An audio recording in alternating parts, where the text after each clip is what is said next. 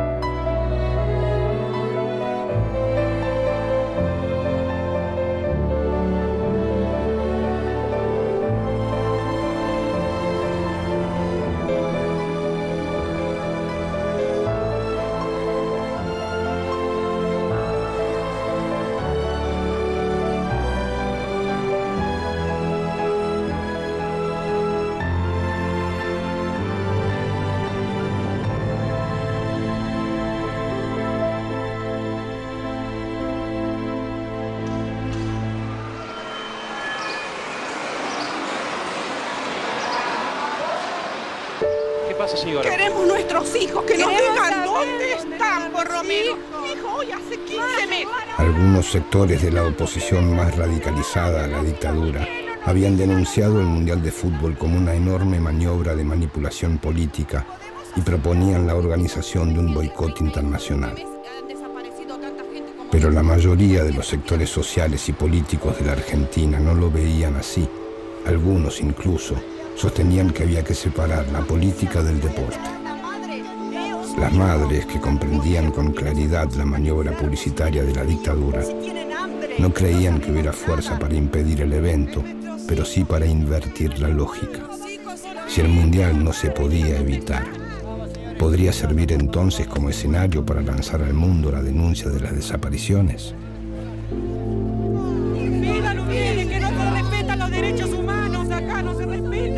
Todo el 78 fue terrible porque fue la época del Mundial, cuando todo se quería tapar, cuando todo el país debe estar fantástico. Y ahí hubo momentos muy duros. Acercándose el Mundial, la propaganda militar era extraordinaria. Todo era perfecto, todo era maravilloso, menos esas porquerías de madres que estaban ensuciando todo en la Plaza de Mayo. Esta es una carta que mandamos a todos los futbolistas argentinos para enterar de nuestra angustia.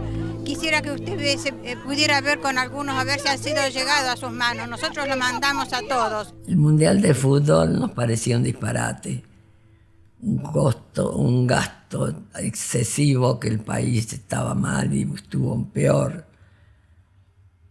Pero ellos sentían necesidad de tener público y de ser poderosos. Entonces nosotros lo que dijimos, no tenemos que dejar de ir a la plaza, tenemos que hacer todo lo que podemos, decir lo que podemos, sacar pequeñas solicitadas si podíamos, comunicarnos con el mundo para que sepan lo que pasaba, pero nos comunicábamos con algunos hijos de algunas madres que estaban exiliados, que le podíamos contar que íbamos a ir a la plaza igual. Que había que seguir difundiendo lo que pasaba y denunciando lo que pasaba, no cejar en las denuncias. Las denuncias hay que seguir haciéndolas. La propaganda del gobierno siempre estaba presente y siempre dando cascotazos. Pero las denuncias tenían que seguir, no podíamos aflojar. ¿Dónde están nuestros hijos? 2 semanas antes del comienzo del Mundial, la presencia regular de las madres en la Plaza de Mayo era uno de los más serios contratiempos para los planes de la Junta Militar. Si las miradas del mundo convergían sobre la Argentina, la Plaza de Mayo, centro político, histórico y turístico del país, era un sitio clave en la batalla de la imagen. Y aquello que la dictadura se empeñaba en ocultar, las madres lo demostrarían de una manera irrefutable con su sola permanencia.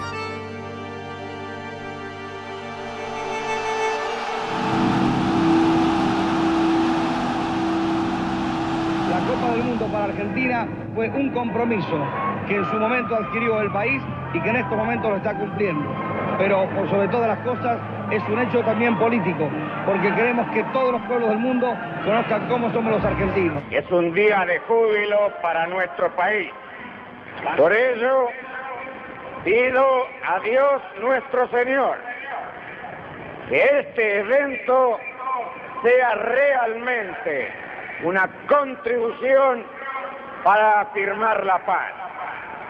Esa paz que todos deseamos para todo el mundo y para todos los hombres del mundo.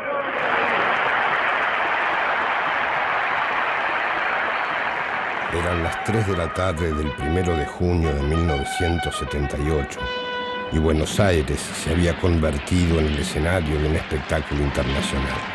La fiesta inaugural en el Estadio Monumental de River Plate sería la primera muestra de que en la Argentina, supuestamente, se vivía en paz.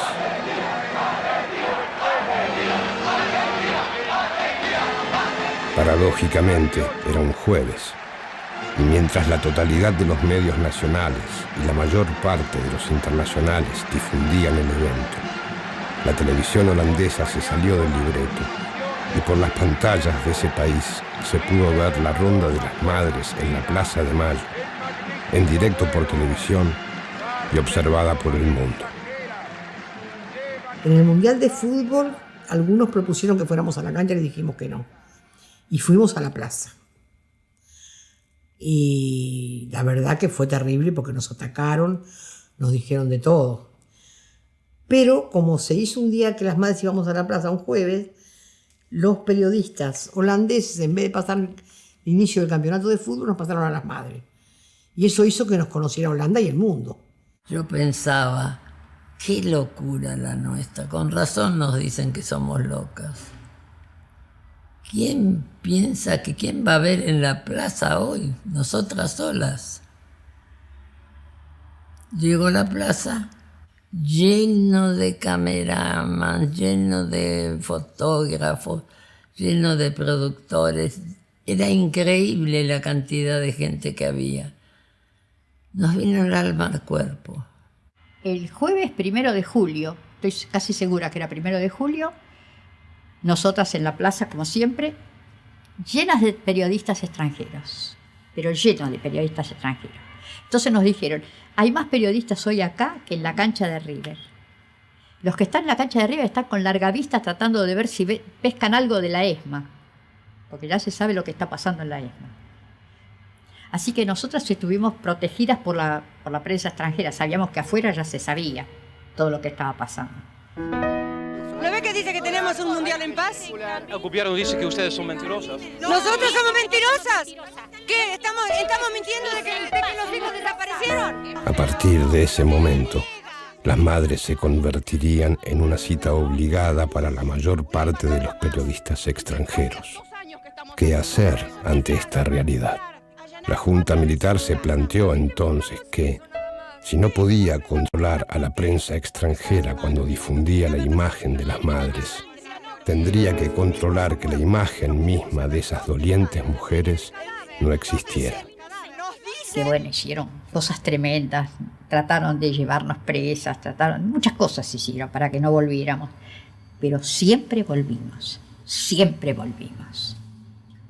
Y cada vez había más periodismo extranjero que daba las informaciones al exterior de qué pasaba en Plaza de Mayo. Se acerca al área, va a entrar dentro del área, se lo llevó, entró Bertoni, tiró, ¡gol! ¡Terminó el partido! Argentina es el nuevo campeón del mundo. Argentina campeón mundial. Entra el presidente de la República a entregar la copa. ¡El mundial!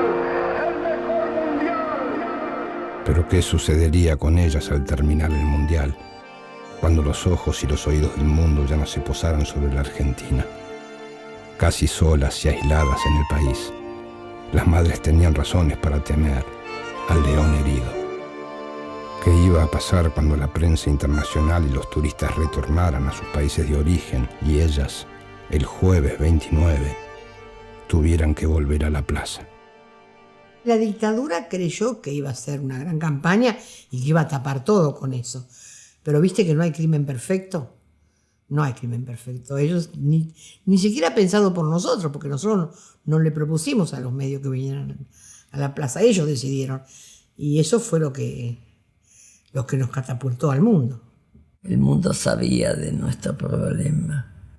El mundo estaba enterado. Y era nuestro deber hacérselo saber. Eso es lo que sentimos en cierto momento.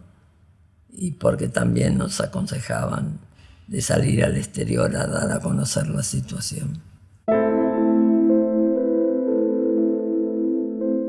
Las madres se aferraban a una posible ayuda exterior en proporción inversa a los obstáculos con los que se topaban en el orden nacional. Tenían la convicción de que solo la solidaridad internacional podía ayudarlas en su lucha e incluso permitirles algún resguardo frente al acoso de la dictadura. Si durante el Mundial una parte de los periodistas extranjeros pudo verlas y contar lo que vieron, ahora serían ellas las que saldrían al mundo para mostrar su drama. En primer lugar, depositaron su esperanza en la nueva política de Estados Unidos sobre derechos humanos.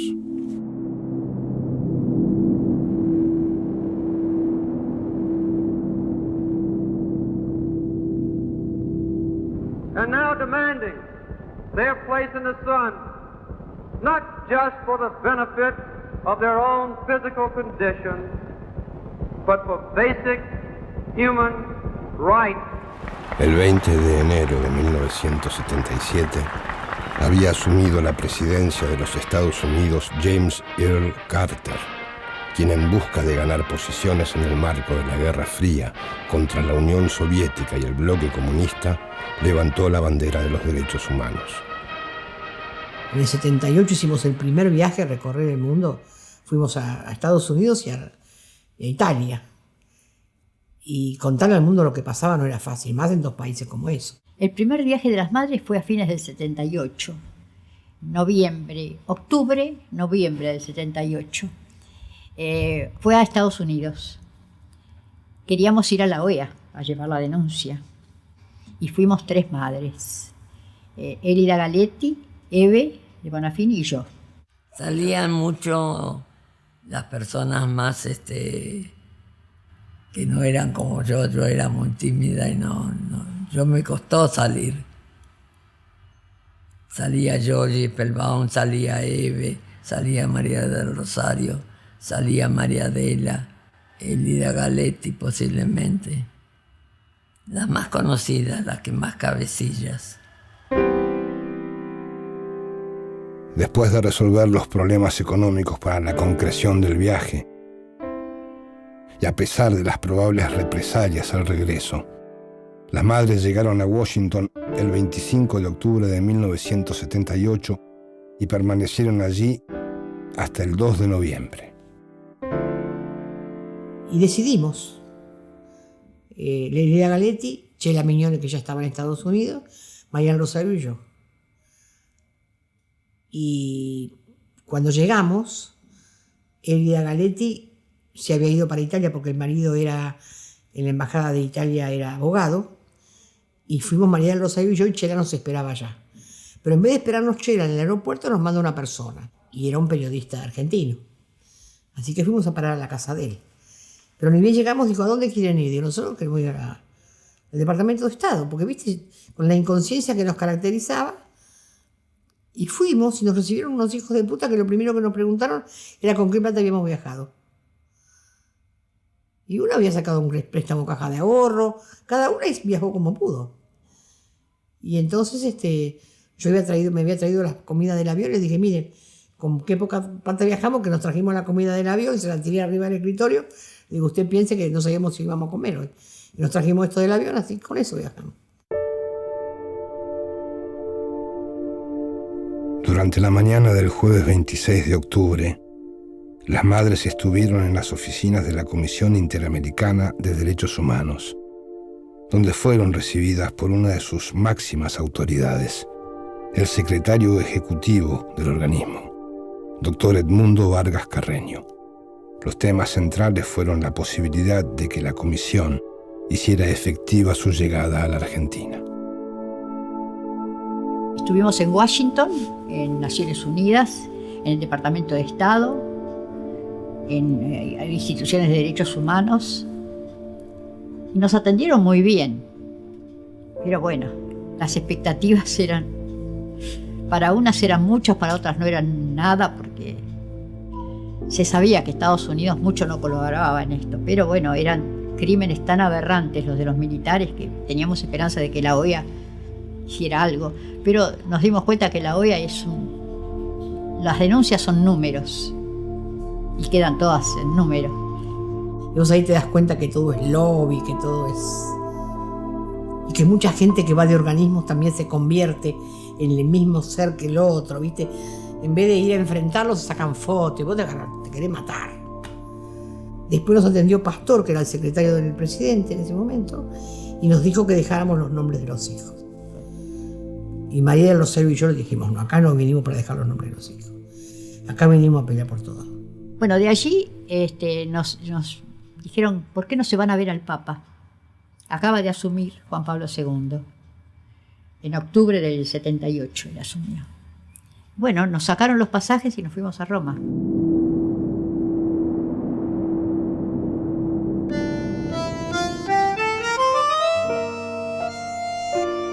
Las madres llegaron a Roma el jueves 9 de noviembre de 1978. Videla las había precedido meses antes, invitado por la Iglesia, para asistir a la entronización de Juan Pablo I, por quien fue recibido al día siguiente de su asunción, el 27 de agosto. En cambio, con el gobierno italiano, Videla no tuvo tanta suerte. Si bien fue recibido por el canciller demócrata cristiano Giulio Andreotti, no consiguió la entrevista con el presidente Sandro Pertini. El viejo líder socialista estaba al tanto de la situación en la Argentina y no aceptó recibir al dictador. Y fuimos a ver a Pertini primero. Tenía un amigo yo que vivía en pleno centro de Italia, pero vivía en lo que había sido la casa de los Borgia, pero donde tenían los caballos. Y tenía 180 escalones para subir. Así que yo daba el teléfono de él para que todos nos llamaran ahí, pero después lo llamábamos por la ventana y por la ventana nos decía si teníamos mensaje o no. Y nosotros habíamos salido a hacer las compras en el supermercado porque no teníamos para comer, estábamos en un departamento vacío con solo 2 camas, sin colchón y 2 colchones en el piso. Y bueno, salimos del supermercado, compramos las cosas, lo llamo.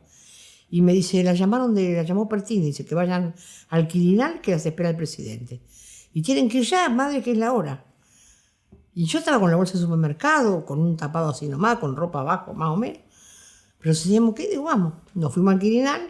Cuando llegamos al Quirinal estaba toda la guardia, con los gorros, con los plumeros. Y yo digo, che, pasemos por atrás, no vamos a pasar por acá. Dice, no, señores, para ustedes. En Roma nos recibió Pertini. Fue una emoción muy grande, porque creo que fue un verdadero demócrata, porque un hombre que confesó que había estado 14 años preso por el fascismo, había estado con tuberculosis, que su madre lo había ido a visitar todos los días, que por eso tenía tanto reconocimiento por nosotras, por las madres, por lo que hacíamos por nuestros hijos. Fue muy cordial, muy atento.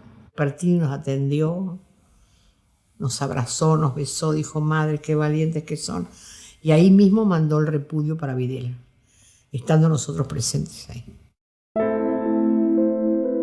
A pesar de los resultados excelentes obtenidos durante la entrevista con el presidente italiano, las madres estaban convencidas de que el éxito del viaje dependería de que las recibiera el flamante Papa Juan Pablo II, que había asumido su pontificado el 16 de octubre, tras la inesperada muerte de su antecesor, Juan Pablo I.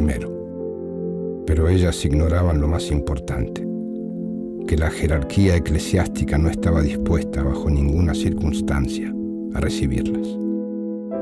Los asesores del Papa contaban con informes precisos de la curia argentina que desaconsejaban absolutamente el encuentro. Aunque intentaron conseguir la entrevista por distintos medios, lo único que sacaron en limpio las madres fueron 4 entradas para la audiencia pública donde se congregarían cerca de 25.000 personas.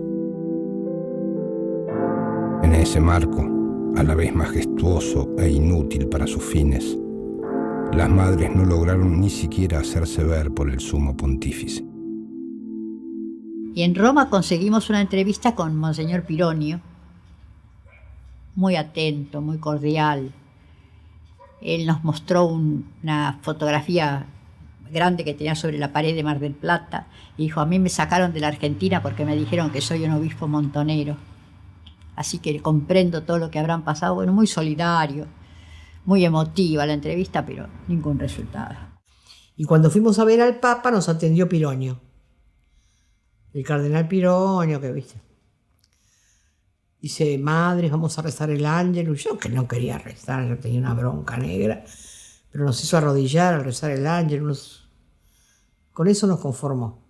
Cuando sonaban las campanas esas, nos dice Pironio: es la hora del Ángelus, madres, recemos. Nos tomó de las manos y nos arrodillamos, y yo te digo que sentí un golpe en el corazón, porque dije: Dios nos tiene que escuchar. Esperábamos más.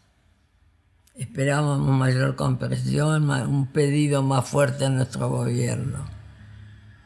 Pero la verdad que nos desilusionamos con eso. Lo que pasa es que ir al Vaticano te da prensa. Entonces nosotros habíamos aprendido que aunque el Vaticano no hiciera nada, salió en todos los diarios del mundo que las madres habíamos ido a ver al Papa, pero que nos atendió Pironio, que las madres fuimos a denunciar lo que nos pasaba. Aunque sea eso que saliera cuando la prensa no decía nada, ya era un montón. Y hasta las revistas católicas comprometidas que tiene Italia, tenía muchas, también salió todo. Entonces eso tenía su peso. Porque me causó mucho dolor, y a muchas también, el ver la actitud de él. Ese viaje fue histórico. Y ya después, claro, nos atendieron todos los diputados, todos los senadores, todos nos querían ver. Fuimos a hablar a todos los parlamentos, a todas partes. Recorrimos un poco Italia, las mujeres de Bolonia. Ya, claro, eso es como una explosión, ¿viste? La solidaridad del exterior llegó con la conformación de los primeros grupos de apoyo a las madres. Pero para la dictadura, el resultado de la gira de las madres significaba algo más que un triunfo del oponente. Implicaba la necesidad de revisar posiciones tácticas y políticas. Estos replanteos se verificarían particularmente durante el año 1979.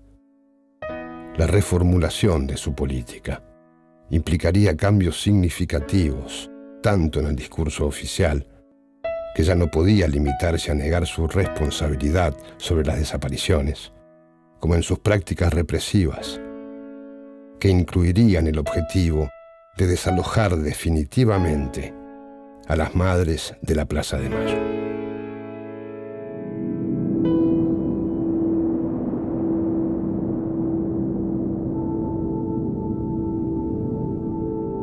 Nosotros tuvimos muchas discusiones, que si nos formábamos en asociación éramos más vulnerables.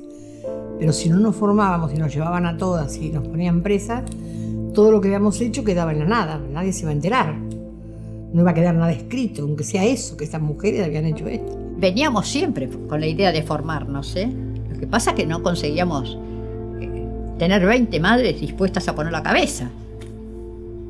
Después no conseguíamos escribano, que es lo que quisiera hacer. Entonces conseguimos un escribano en La Plata. La elección se había hecho en la casa de Emilio Viñone, en un cenicero, donde salió la comisión de las madres que habían intentado formarla, y después algunas madres tuvieron mucho miedo y al otro día pidieron que la saquen. No querían saber nada de estar ahí. Porque claro, ya estaba algo escrito en un libro de una escribanía. Entonces empezaron a decir: si allanan la escribanía se van a llevar el libro, y ahí están los nombres y las direcciones de todas, como si los milicos no supieran. El convencimiento de que en cualquier momento podían ser aniquiladas y que todo aquello que habían hecho podía quedar en el más absoluto olvido fue quizá lo que más las impulsó a plasmar formalmente en el papel las bases de su movimiento. La idea fue crear una asociación civil y dejar sentado en una declaración de principios el verdadero y profundo sentido de su lucha, dejarlo dicho en una escritura pública, por si todas ellas terminaban desapareciendo.